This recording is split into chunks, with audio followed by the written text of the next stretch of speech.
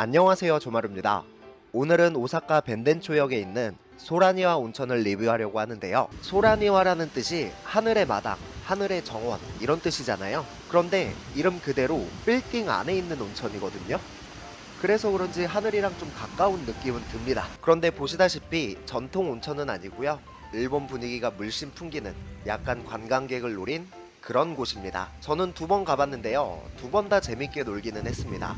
소라니와는 벤덴초역에 있는데요. 이 벤덴초역에는 오사카 베이타워라는 커다란 빌딩이 있고 여기에 호텔이라던가 사무실이라던가 여러 가게들, 그리고 그 중에 하나가 이 소라니와 온천입니다. 벤덴초역이 어디 있는지 잠깐 지도로 위치를 보여드리면 여기거든요. 사람들이 가장 많이 가는 남바나 도톤보리, 거기를 기준으로 보여드리면 여기입니다. 그리고 이제 이쪽이 유니버셜, 그러니까 남바와 유니버셜 가운데 있다고 보시면 돼요. 특히 유니버셜이랑 좀 가까운 편인데 전차로 10분 거리예요.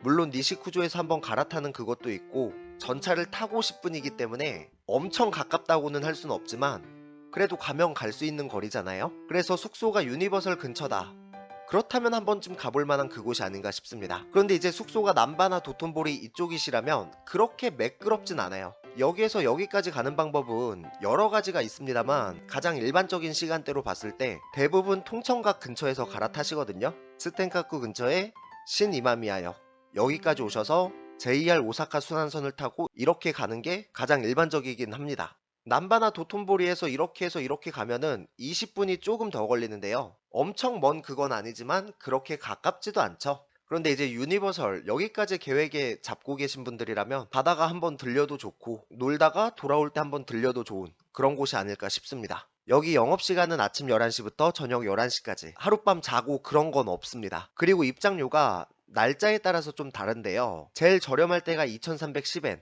그리고 여기 플러스 150엔 됩니다. 입욕세. 오사카 같은 경우는 1500엔이 넘어가면은 입욕세가 붙거든요. 여기는 1500엔이 넘어가기 때문에 이 가격에 플러스 150엔을 또 해야 돼요. 아무튼 평일 같은 경우는 그나마 2000엔 초반대로 들어갈 만한데 주말엔 좀 비싸요. 3000엔이 넘어가죠. 그리고 저는 여기 2번 가봤다고 했는데 하루는 평일에 가봤고 하루는 주말에 가봤거든요. 평일은 그나마 좀 한산합니다. 평일 저녁까지는 모르겠고 평일 오후까지는 좀 한산한 분위기였어요. 주말은 장난 아닙니다. 일본 사람도 많고 관광객도 많고 거의 뭐 위아더 월드 같은 분위기라 주말은 좀 비추천이라는 거. 그리고 타투가 있으면 입장할 수 있냐, 이런 질문 자주 주시는데요. 여기서 판매하는 실 붙이면 입장할 수 있습니다. 그런데 실 붙였을 때 안 보여야 된다고 하더라고요. 소라니아 입구인데요. 제 생각에는 입구에서 카운터까지 가는 길을 정말 신경을 많이 쓴 것 같았습니다. 누가 봐도 일본에 놀러왔다, 이 느낌이 확 들어요. 그리고 저는 이날 아침 11시에 들어갔는데 꽤 한산했습니다. 카운터에서 체크인 하면서 팔찌 받고 나갈 때 한 번에 계산하는 방식이고요. 그리고 들어오면 유카타를 골라야 되는데 외국인들이 많이 오다 보니까 사이즈 큼지막한 게 많더라고요. 종류도 꽤 다양했고요. 소지품 넣을 가방도 이렇게 따로 있습니다. 여기는 탈의실입니다. 저는 목욕탕인 줄 알았는데 목욕탕이랑 탈의실이 따로더라고요. 그러니까 처음에 들어가서 유카타로 갈아입고 내 옷은 라커에 넣어놓고, 그리고 목욕탕은 위에 있거든요. 위에 목욕탕 가서 거기서 또 벗고 목욕한 다음에 다시 입고, 거기다가 집에 갈 때 여기서 또 갈아입어야 돼요. 좀 비효율적인 그런 느낌 많이 들었습니다. 저는 다이렉트로 목욕탕으로 갈까도 생각했는데 유카타 갈아입어 달라고 이렇게 적혀 있더라고요. 그래서 하란대로 했고요. 그리고 여기를 통과하면 본격적으로 시작하는데요. 사진 찍기 정말 좋다라는 느낌이었어요.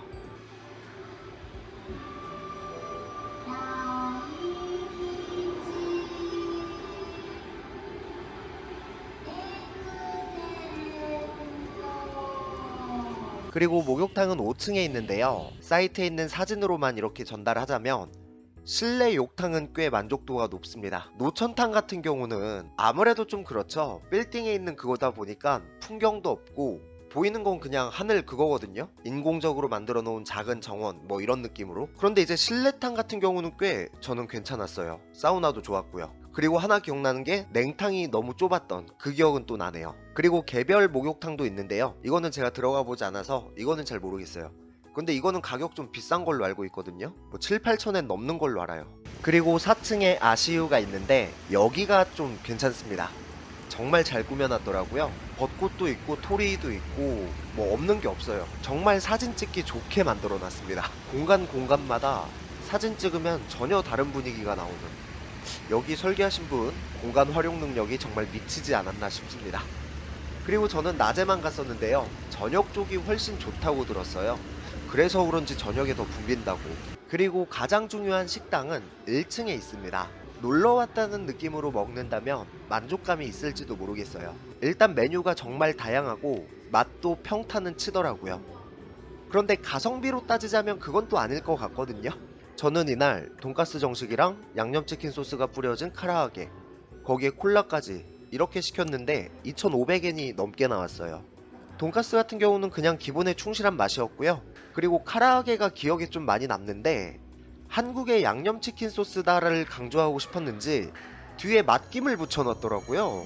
이건 듣도 보도 못한 데코레이션이라 좋은 의미로 말하면 신선했습니다. 그리고 온천 밖의 이야기도 잠깐 하고 싶은데요, 이게 장점이 될지도 모르겠습니다.